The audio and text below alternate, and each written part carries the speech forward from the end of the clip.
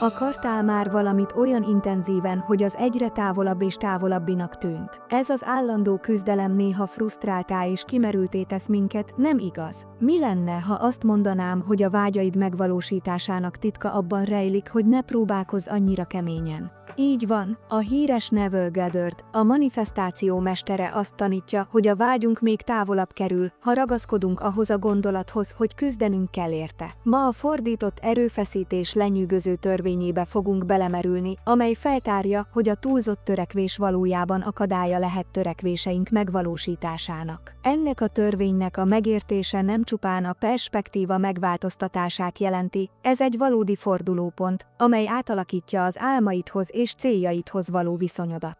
Neville Goddard erősen hitt a képzeletünk erejében és abban, hogy az hogyan alakíthatja a valóságunkat.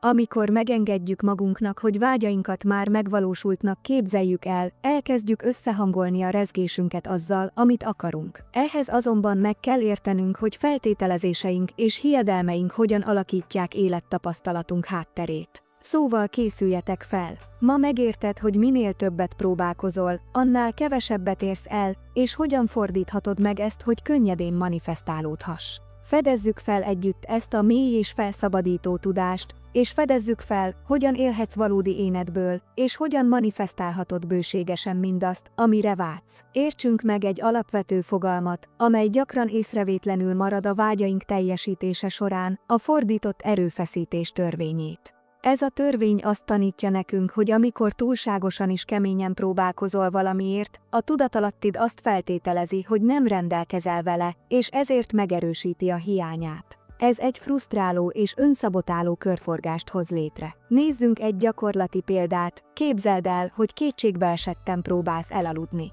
Minden egyes perc múlásával kényszeríted magad, hogy becsukd a szemed, és számolod a hajnalig hátralévő füleidet.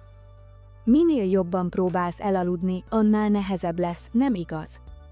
A szorongás, hogy nem tudsz elaludni, csak az ellenállást táplálja, ami szinte lehetetlenné teszi az alvás aktusát. Ugyanez a helyzet a megnyilvánulással is. Amikor túlzottan arra összpontosítunk, amit el akarunk érni, a tudatalattink ahelyett, hogy segítene nekünk megvalósítani azt, ellenállást hoz létre, amely megerősíti a hiányérzetet. Olyan, mintha állandóan megerősítenénk, ezt akarom, de az általunk kibocsátott frekvencia a hiány és a hiány frekvenciája. Az eredmény? Egyre nagyobb lesz a távolság köztünk és a célunk között. A kulcs tehát az, hogy enyhítsük a magunkra nehezedő nyomást. Abba kell hagynod a próbálkozást, és ehelyett hagynod kell, hogy a megnyilvánulás természetes módon áramoljon a képzeletedből és a belső állapotodból. A fordított erőfeszítés törvényének megértése létfontosságú lépés ahhoz, hogy megtörjük ezt a mintát, és teret adjunk a szándékainkhoz való viszonyulás új módjának. Nem kell küzdened az árral, itt az ideje, hogy megtanuld, hogyan navigálj rajta zökkenőmentesen. Fedezzük fel, hogyan alkalmazhatjuk ezt a törvényt gyakorlatiasan, hogy megteremtsük a kívánt életet. Ahogy Neville Goddard bölcsen emlékeztet bennünket, ne hajszold azt, amit akarsz. Tegyük fel, hogy az már a tiéd. Ez az idézet tökéletesen összefoglalja a fordított erőfeszítés törvényének lényegét. Ahelyett, hogy azt az elképzelést állandósítanánk, hogy végtelenül törekednünk kell arra, hogy megkapjuk, amit akarunk, arra hív, hogy új gondolkodásmódot fogadjunk el. Ha feltételezzük, hogy már megvan, amit akarunk, akkor megváltoztathatjuk az általunk kibocsátott energiát, és a bőség és a megnyilvánulás frekvenciájához igazodhatunk. Amikor a birtoklásnak ezt az eszméjét belsővé tesszük, a vágyainkat gyakran körülvevő nyomás és szorongás megszűnik, és így könnyebben kapcsolódhatunk ahhoz, amit igazán akarunk. Elkezdünk ennek a valóságnak a tudatában élni, és ez a belső átalakulás váltja ki a külső változásokat. De ha a túl kemény próbálkozás nem működik, akkor mi a helyes út? Vizsgáljuk meg most ezt. Ezután a képzelet erejébe fogunk belemerülni, és abba, hogyan lehet ez a kulcs ahhoz, hogy szándékaidat kézzelfogható valósággá alakítsd. Készülj fel, hogy felfedezd a benned rejlő valódi potenciált. Most nézzük meg az egyik legerősebb és legátalakítóbb fogalmat, amelyet Neville Goddard javasolt, a képzelet és a feltételezések erejét. Neville szerint az egyetlen valóság a tudatod. Azt tanítja, hogy minden, ami a világon létezik, először elképzeltük, és ezért az elképzelési képességünk a kulcs az élettapasztalatunk alakításához. A képzelet olyan, mint egy üres vászon, amelyre kivetíthetjük legmélyebb vágyainkat, és meglátjuk azt a valóságot, amelyet meg akarunk teremteni. Amikor elkezdjük tudatosan és szándékosan használni a képzeletünket, megteremtjük egy új valóság alapjait. Rendkívül fontos felismerni, hogy nem csupán nézői vagyunk az életünknek, hanem mi vagyunk az alkotók. Most pedig végezzünk egy kis kísérletet, hogy szemléltessük a képzeletnek ezt az erejét. Arra kérem önöket, hogy helyezkedjenek el, és ha kényelmes, csukják be a szemüket egy pillanatra. Vegyen egy mély lélegzetet, és kezdjen el lazítani. Képzeljék el, hogy egy citrom van a kezükben. Érezzétek a citrom súlyát, a héjának textúráját, az enyhén érdes felületét. Most közelítse a citromot az orrához, és érezze a belőle áradó frissítő, savas illatot. Most kérd meg az elmédet, hogy tegyen valami nagyon egyszerűt, harapj bele a citromba. Érezd, ahogy a friss, savas lé elárasztja a szádat. Ismerd fel, hogy még ha mindez csak az elmédben is zajlik, a szád valójában reagálhat erre a képzeletbeli reakcióra. Érzed a nyálelválasztás növekedését. A savas érzést, ami a szájpadlásodat megszállja. Ez azt mutatja, hogy az elméd nem tesz különbséget a valóságos és a képzelt között. Amit elképzelsz, az nagyon is valós hatással lehet a testedre és az érzelmeidre. Ez az egyszerű gyakorlat arra szolgál, hogy megmutassa, milyen hihetetlen erővel rendelkezik a képzelet. Ahogyan egy citrommal kapcsolatos élményt is elő tudsz idézni pusztán az elméd segítségével, ugyanezt az erőteljes képességet felhasználhatod vágyaid és szándékaid manifestálására is. A feltételezéseid azok a pillérek, amelyek ezt az építményt alátámasztják. Amikor feltételezed, hogy már az vagy, amit szeretnél, akkor elkezded hatékonyan manifestálni azt az életedben. Ezért a feltételezéseid alakítják a valóságodat. Ha azt feltételezed, hogy bőség, szeretet vagy siker vesz körül, az életed elkezdi tükrözni ezt a hiedelmet. Másrészt, ha azt hiszed, hogy hiányra vagy küzdelemre vagy ítélve, akkor ez lesz a tapasztalatod is. A következő részben elmélyedünk abban, hogyan élhetünk ebből az új tudatosságból kiindulva, és hogyan alkalmazhatjuk ezt a gondolkodásmódot életünk különböző területein, hogy valóban felébresztesszük valódi lehetőségeinket, és manifestálhassuk azt az életet, amire annyira vágyunk. Ami ezután következik, az még lenyűgözőbb, valódi énünk felfedezése, és az, hogy hogyan éljünk ebből az isteni lényekből. Most pedig fedezzük fel a feltételezés fontosságát az életünkben. A feltételezés nem csak egy egyszerű gondolat, ez egy olyan létállapot, amely átalakítja a valóságunkat. Ha teljes mértékben feltételezzük, hogy valami már a miénk, az univerzum úgy szervezi át magát, hogy ezt a hitet tükrözze. Ez azt jelenti, hogy amikor belsővé teszed azt a gondolatot, hogy már megvan, amit szeretnél, akkor elkezdesz ennek az új valóságnak a frekvenciáján cselekedni és rezegni. A feltételezéseid ereje mágnesként hat, és olyan tapasztalatokat, lehetőségeket és embereket vonz, amelyek összhangban vannak ezzel az új létmóddal. Ez nem csak egy elmélet, ez egy igazság, amit sokan bizonyítottak, akik már alkalmazták ezt a gyakorlatot az életükben. Amikor elhisszük, hogy már megvan, amit akarunk, elkezdünk ennek megfelelően cselekedni, döntéseink és választásaink ehhez az új identitáshoz igazodnak, és ennek eredményeképpen a valóságunk is elkezd úgy változni, hogy azt tükrözze. Erősítsd meg magadban egy erőteljes mondatot, amely mantraként szolgálhat az utadon, nem a várakozásról van szó, hanem arról, hogy most lélek az, amit akarsz. Ez a gondolat alapvető a változáshoz. Többé nem kell arra várnunk, hogy az élet megadja nekünk, amit akarunk. Ehelyett annak élő megnyilvánulásává kell válnunk, amit el akarunk érni. Ha úgy élünk, mintha már elértük volna a céljainkat, akkor magunkhoz vonzzuk a megfelelő körülményeket és helyzeteket, amelyek elősegítik ezt a megvalósítást. Ismételjük meg, ha úgy éljük meg belső igazságunkat, mintha már most is az lennénk, amit szeretnénk, nem csak szándékunkat erősítjük meg, hanem az áldások hatékony fogadására is pozícionál bennünket. Ne feledjük, az élet nem passzívan történik, hanem aktívan alakítjuk a hiedelmeink és a hozzáállásunk által. A következő részben mélyebben megvizsgáljuk a tudatosság természetét, és azt, hogy a valódi lényegünkkel való összekapcsolódás hogyan fordíthatja meg a régi mintákat, és hogyan teremthet új életmódot. Mélyebbre merülünk isteni énünk megértésében, és felfedezzük, hogyan lehet ez a kapcsolat a hajtóerőnk egy célokkal és beteljesüléssel teli élethez. Itt az ideje, hogy felfedezzük Neville Goddard filozófiájának egyik legalapvetőbb fogalmát, a teremtő tudatot. Azt tanítja, hogy a külső világ annak a tükörképe, amit belsőleg hiszünk. Más szóval, te vagy a valóságot teremtője. Amit érzékelsz, ahogyan a körülményekre reagálsz, és az életedben felmerülő helyzetek közvetlen következményei a tudatosságodnak és a hiedelmeidnek. Ez azt jelenti, hogy mindannyiunknak hatalmas hatalom van bennünk. Ami körülötted történik, az nem puszta véletlen, az egy tükör, amely az érzékelésedet, hiedelmeidet és mélységes feltételezéseidet tükrözi. Ha elkezdjük megváltoztatni a gondolkodásmódunkat és azt, ahogyan a világot látjuk, akkor hatékonyan megváltoztathatjuk az életünkben szerzett tapasztalatainkat. Ez a kreatív tudatosság irányítást ad az útunk felett, és lehetővé teszi számunkra, hogy olyan életet alakítsunk ki, amely rezonál valódi vágyainkkal és céljainkkal. Most pedig kapcsoljuk ezt az én vagyok erőteljes koncepciójához.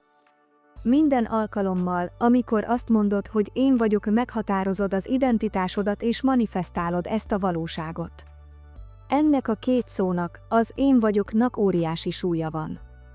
Nem csak azt erősítik meg, hogy kik vagytok, hanem energiát is vetítenek az univerzumba, új valóságot teremtve a kijelentéseitek alapján. Ha például azt mondod, hogy bőséges vagyok, akkor nem csak arról beszélsz, hogy mi szeretnél lenni. Megerősíted az identitásodat, és a bőség frekvenciájához igazítod magad. Ettől a pillanattól kezdve a belső lényed ennek az új identitásnak a jegyében kezd működni. Elkezdesz úgy dönteni, viselkedni és érezni, mint aki már bőségben él. Az univerzum reagál erre az energiára, és úgy alakítja a tapasztalataidat, hogy azok ezt az új igazságot tükrözzék. Amikor tehát az én vagyok ott használod, ne feledd, hogy azt a valóságot vedd el, amit le akarsz aratni. Minden egyes megerősítésnek megvan a lehetősége arra, hogy új utat, új lehetőséget teremtsen az életedben. Ez a tudatos teremtés aktusa, ahol azt hívod életre, ami rezonál valódi énettel. A megerősítés gyakorlása és a kreatív lényed tudatosítása döntő lépések afelé, hogy autentikusan élj és manifestáld azt, amire igazán vágysz. A folytatásban az isteni énünkkel való kapcsolatot fogjuk felfedezni, feltárva, hogy ez az eszencia hogyan vezethet minket a növekedés és kiteljesedés váratlan irányába. Most arra kérlek benneteket, hogy szálljatok egy pillanatot arra, hogy elgondolkodjatok a saját gondolataitokon. Figyeljétek meg, hogy naponta hányszor mondtok olyasmit, hogy képtelen vagyok, szerencsétlen vagyok, vagy bármilyen más negatív kijelentést magatokról. Ezek a kijelentések több mint szavak, erőteljes megerősítések, amelyek úgy alakítják az életedet, hogy észre sem veszed. Minden alkalommal, amikor egy negatív gondolattal azonosulsz, valójában megszilárdítod ezt a valóságot az életedben. Gondolj a szavaid és az általad táplált hiedelmek következményeire. Ha úgy látod magad, mint aki nem tud, aki nem szerencsés vagy aki nem érdemel jó dolgokat, hogyan hat ez a tetteidre, döntéseidre és természetesen azok következményeire? Az igazság az, hogy sokunknak van egy olyan belső párbeszéde, amely nem szolgál minket, és amely állandósítja a korlátokat. Most azonban, hogy ennek tudatában vagyunk, lehetőségünk van arra, hogy radikálisan változtassunk. Az átalakulás ereje az önök kezében van. Azzal, hogy a kijelentéseidet a megbeszélt módon átirányítod, az én vagyok használatával pozitív és felhatalmazó módon megerősíted az identitásodat, megváltoztathatod az életed narratíváját. Olyan emberré válhatsz, aki képesnek, bőségesnek és mindent megérdemlőnek látja magát, amit csak akar. Ezzel az erőteljes megértéssel arról, hogy a hiedelmeid hogyan alakítják a valóságodat, most térjünk át az isteni identitásodból való élet 3 szakaszára. Ezek a szakaszok kulcsfontosságúak ahhoz, hogy ezt az új tudatosságot beilleszted a mindennapi életedbe, és lehetővé tegyék számodra, hogy gyakorlatias és hatékony módon megtapasztald valódi lényedet. Együtt felfedezzük, hogyan ismerheted fel, foglalhatod el és fejezheted ki ezt a benned létező isteni dimenziót. Készülj fel egy átalakító utazásra, ahol nem csak látni fogod a változást az életedben, hanem te magad is változni fogsz. Induljunk! Most, hogy feltártuk, hogyan alakítja a tudatosság és az én vagyok a valóságunkat, itt az ideje, hogy megvitassuk azt a 3 szakaszt, amely segít abban, hogy valódi énünkből éljünk. Ezek a szakaszok nem csupán elméleti fogalmak, gyakorlatiasak és elérhetőek, lehetővé téve, hogy a megnyilvánulni kívánt lényeget integráld a mindennapi életedbe. Az első lépés annak felismerése, hogy már benned van minden, amit meg akarsz nyilvánítani. Ez azt jelenti, hogy felismered, hogy a bőséget, a boldogságot és a szeretetet nem önmagadon kívül kell keresned. Ezek már léteznek benned, és csak arra várnak, hogy felfedezd és kifejezd őket. Ennek az igazságnak a felismerésével elkezded elengedni a hiány és a korlátok gondolatát, és teret adsz valódi lehetőségeid új megértésének. A második szakasz a foglalkozásról szól. Ez azt jelenti, hogy elkezdesz úgy viselkedni, gondolkodni és érezni, mintha már meglenne az, amit szeretnél. Ha például a szándékod a bőség, akkor úgy kell viselkedned, mint aki jólétben él. Ez nem azt jelenti, hogy erőltetni vagy mesterséges helyzeteket teremteni, arról van szó, hogy valóban megtestesíted ezt az állapotot. Érezd át, mit jelent jólétben lenni. Gondolkodj úgy, mint valaki, aki már elérte a céljait. Élj azzal a bizonyossággal és magabiztossággal, amivel egy bőségben élő lény élne. Amikor ezt az új identitást a foglalkozáson keresztül belsővé teszed, a tetteid és döntéseid elkezdenek természetesen ebbe az irányba áramlani. A harmadik szakasz a kifejezés. Azáltal, hogy ebből az igazságból élsz, a külső valóságot természetes módon átalakul. A kifejezés az előző 2 szakasz csúcspontja. Amikor felismered az értékedet, és hitelesen elfoglalod ezt az identitásodat, elkezded azt a külvilágban is megnyilvánítani. Megváltozik a rezgésed, és így olyan helyzeteket, embereket és lehetőségeket vonzol, amelyek ezt az új valóságot tükrözik. Ez egy másfajta életszemléletet eredményez, ahol olyan csatornává válsz, amelyen keresztül a bőség és a boldogság áramlik. Egy gyakorlati példa, amely jól szemlélteti ezt: ha bőséget akarsz, viselkedj úgy, mint egy jóléti ember. Ez olyan apró dolgokat is magában foglalhat, mint például a mindennapi nyelvezeted megváltoztatása, hogy több hálát fejezz ki, úgy gondoskodj a pénzügyeidről, mintha már gazdag ember lennél, vagy akár vizualizáld magad egy olyan környezetben, ahol biztonságban és jólétben érzed magad. Ne feledd, nem arról van szó, hogy erőltetni kell ezt az érzést, hanem arról, hogy természetes módon elfoglaljuk ezt az állapotot. Mindig erősítsd meg magadban, amit igaznak veszel, az lesz igaz. Ez a megnyilvánulás gyakorlatának egyik alapelve. Amikor elfogadod ezt az új igazságot, nem csak a gondolkodásmódodat változtatod meg, hanem ténylegesen megváltoztatod azt, ahogyan az életedet éled. A folytatásban megvizsgáljuk, hogyan nézhet ki a gyakorlatban ez a kifejezési folyamat, és milyen utakat követhetsz, hogy még jobban összehangolódj ezzel a benned lévő kreatív erővel. Most pedig végezzünk el egy erőteljes gyakorlatot, amely segít abban, hogy konkrétan és értelmesen megtapasztalhassd a törekvéseidet. Ez a gyakorlat nem csak a megnyilvánulást könnyíti meg, hanem elősegíti a belső igazságoddal való mélyebb kapcsolatot is. Szóval, lássunk hozzá! Először is keressünk egy kényelmes helyet, ahol leülhetünk vagy lefekhetünk. Most arra kérlek, hogy csukd be a szemed, és vegyél egy mély lélegzetet. Érezzük, ahogy a testünk minden egyes lélegzetvétellel ellazul. Lélegezzen mélyen be az orrán keresztül, tartsa bent néhány másodpercig, majd lassan lélegezzen ki a száján keresztül. Csináld ezt néhányszor, hagyd, hogy minden feszültség vagy szorongás eloszoljon. Most csukott szemmel képzelje el magát, ahogyan a már teljesült kívánságát éli. Vizualizáljuk a jelenetet a lehető legrészletesebben. Mit lát maga körül? Milyenek a színek, fények, textúrák? Milyen a hangulat? Ki van veled ebben az ünnepi pillanatban?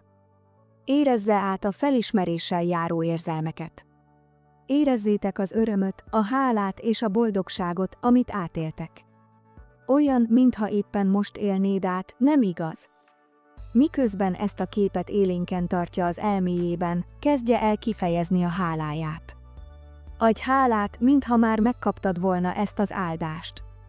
Adj hálát azért, amid most van, azért, ami jönni fog, és azért, ami már létezik benned.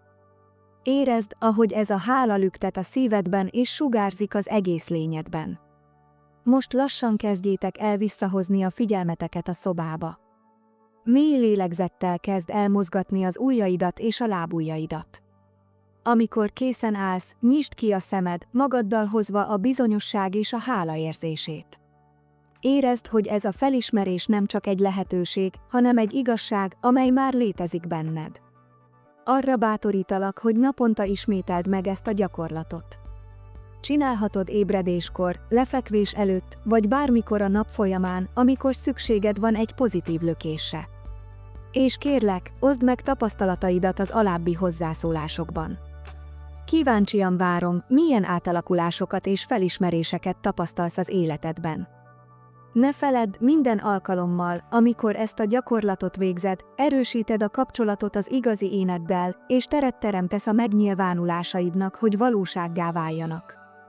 Folytassuk együtt ezt a felfedező és növekedési utazást. Ahogy elérkezünk a videó végére, erősítsük meg a fő leckét, amit együtt tanultunk meg, nem kell harcolnod azért, amit akarsz.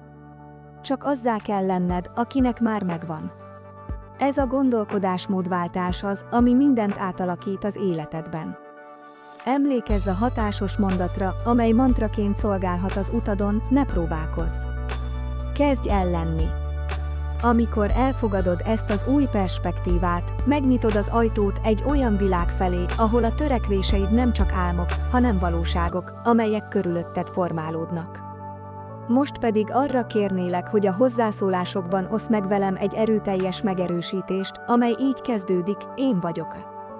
Ezzel nem csak a saját hitedet erősíted, hanem másokat is inspirálsz, hogy ugyanezt tegyék.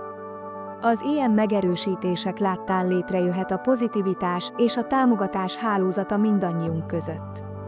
És mielőtt elmennél, hadd kérjek valamit, ha ez a tartalom meghatott téged, lájkold, oszd meg és alkalmazd az életedben. Fogadjátok el ezt az új életmódot, és nézzétek, ahogy az átalakulás a szemetek előtt zajlik. Ne feledjétek, sokkal erősebbek vagytok, mint gondolnátok. Végtelen lehetőségek állnak előtted, és a kulcs a te kezedben van. Köszönjük, hogy itt vagytok velünk, és a lehetőséget, hogy együtt fedezhetjük fel ezt a tudást. Viszlát legközelebb!